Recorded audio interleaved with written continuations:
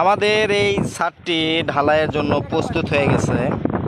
Already দেখেন electric লাইনগুলো করা হয়ে গেছে। ইলেকট্রিক লাইনের কিছু কথা বলবো আপনাদের সাথে ইলেকট্রিক লাইন নিয়ে। যাই হোক, আমি আগে দেখাই আমাদের ছাদটা, মানে ঢালাইয়ের আগে কি কি কাজ করা লাগে। দেখেন, বিমের দুই সাইডে আমরা কিন্তু 1.5 ইঞ্চি ব্লক দিয়ে নিছি। এখানে দেখেন বিমের যে জায়গায় হয়তো বা আপনার চাপ বেশি হবে বা হয়তো ক্লিয়ার কম আছে, সেই জায়গায় আপনারা এরকম ব্লক দিয়ে নেবেন। আর ছাদের ব্লকটা কিন্তু আমাদের 1 ইঞ্চি, ছাদের ব্লকটা কিন্তু 1 ইঞ্চি। আর আমাদের হাই ব্লকটা আছে 3 ইঞ্চি। এই হাই ব্লকটা 3.25 ইঞ্চি আছে, 3 ইঞ্চিতে একটু কম আছে, 200টা কম আছে, 3.25 ইঞ্চি আছে। আর আমাদের ছাদটা ঢালাই হবে 5 ইঞ্চি, ফুল 5 ইঞ্চি। মানে আমাদের এটা ফাইনাল ছাদ, চিলাকোটার ছাদ আর কি, সিঁড়ি ঘরের যে ছাদটা হয় সেই ছাদটা। এখানে কিন্তু আমাদের এই ছাদের পানি যে কোনো এক পাশে নিয়ে আসতে হবে। এই পাশ থেকে আমাদের পানিটা এই পাশে চলে আসবে। সেজন্য কিন্তু আমরা এখানে যে সাইডে যে 5 ইঞ্চি 6 ইঞ্চি কাট মারছি, 6 ইঞ্চি কাট মারলে আমাদের 5 ইঞ্চি বের হয়ে থাকে। সেক্ষেত্রে আমরা কিন্তু দিয়ে আর একটা করে কাট মেরে দিয়েছি, এই কারণে যাতে আমাদের ঢালাইটা যেন এই পাশে 6 ইঞ্চি হয়, এই পাশে যেন 5 ইঞ্চি হয়। আর এই কাঠটা কিন্তু আমরা বোর্ডে শিটের বা শাটারিংয়ের উপর দিয়ে মারছি। দেখেন, দেখা যাচ্ছে এই কাঠটা কিন্তু 6 ইঞ্চি আছে অলরেডি। আর এটা কিন্তু নিচ দিয়ে মারছি আমরা এই পাশে, এটা কিন্তু নিচ দিয়ে মারা হয়েছে। এটা কিন্তু 5 ইঞ্চি কাঠ, 5 ইঞ্চি হাইট হয়ে আছে 6 ইঞ্চি কাঠ।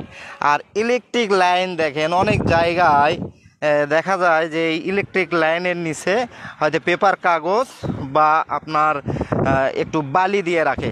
এই বালিটা কিন্তু দিলে কি হয়, দেখা যায় যে অনেক জায়গায় এই বক্সটা বোঝা যায় না। অনেক সময় বালির কারণে হয়তো বা সিমেন্টের যে চুরিটা পড়ে ঢালাইয়ের নিচ থেকে বোঝা যায় যে সিমেন্টের একটা চুরি পড়ছে।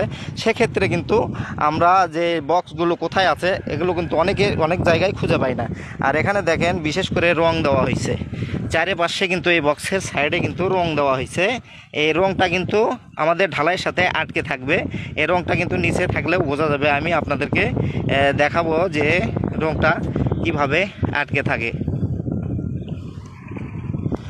আর এখানে যে আমরা ছাদটা যে ক্লিয়ার করছি, এখানে দেখেন পাতির টানা দেওয়া হচ্ছে। এই বিমে কিন্তু এখানে কিন্তু প্রায় 1 ফিট পর পর এই পাতির টানাগুলো দেওয়া হয়েছে। আর সাইডে কাঠের সাইডে, যাই হোক আমরা এগুলো দেই নাই, মালিক দিছে, তবে দেওয়া উচিত। দেখেন কাঠের সাইডে যে কোনো জায়গায় জোড়া পড়ছে, এখানে কিন্তু একটা কস্টেপ মেরে দেওয়া হয়েছে। দেখেন এই মালিক খুবই কাজের বিষয়ে অভিজ্ঞ, মানে ইনি কাজ সম্বন্ধে অনেক কিছু ভালো বোঝেন। এই কাঠের জোড়াটা দেখেন, হয়তো বা আমরা শীট মেরে দিতাম, হয়তো ঢালাইয়ের কারণে, ঢালাই তাড়াতাড়ি করার কারণে এই জন্য কিন্তু মালিক নিজে এই টেপগুলো মেরে দিয়েছে। যেগুলো জায়গায় পলিথিনের জোড়া আছে মোটামুটি, সেগুলো জায়গায়ও কিন্তু টেপ মেরে দিয়েছে। দেখেন সেগুলো জায়গায়ও টেপ মেরে দেওয়া হয়েছে।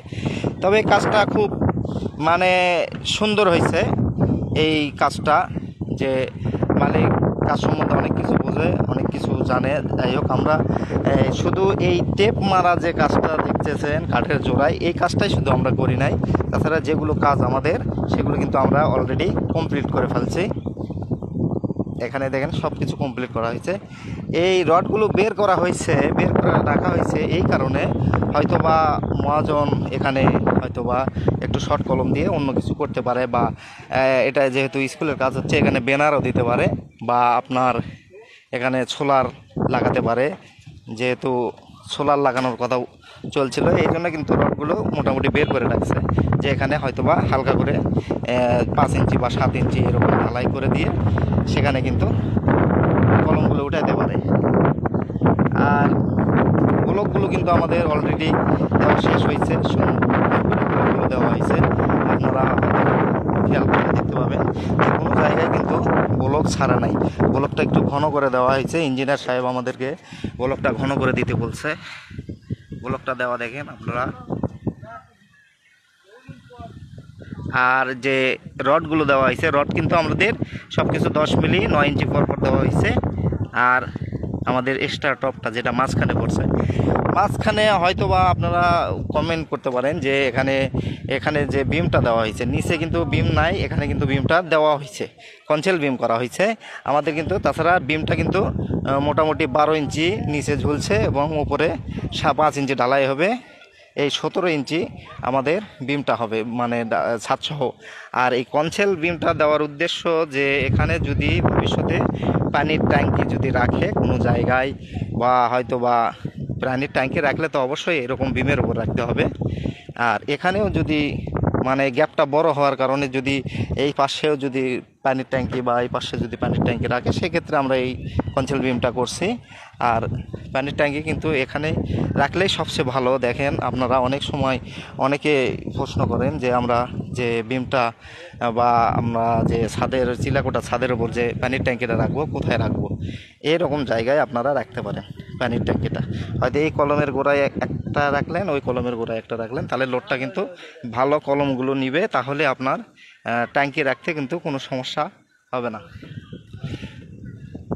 ঠিক আছে, ধন্যবাদ সবাইকে আমাদের সাথে থাকার জন্য, ভিডিওটি দেখার জন্য। আমরা কিভাবে কাজ করছি অবশ্যই একটু কমেন্টে জানাবেন আপনারা, আমাদের কাজটা কেমন হয়েছে। আমাদের আজকে ঢালাই হবে, অবশ্যই আমরা সেটা আপনাদেরকে ঢালাইটা অবশ্যই দেখাবো। আমরা ঢালাই নিয়ে বেশি লাইভ করি।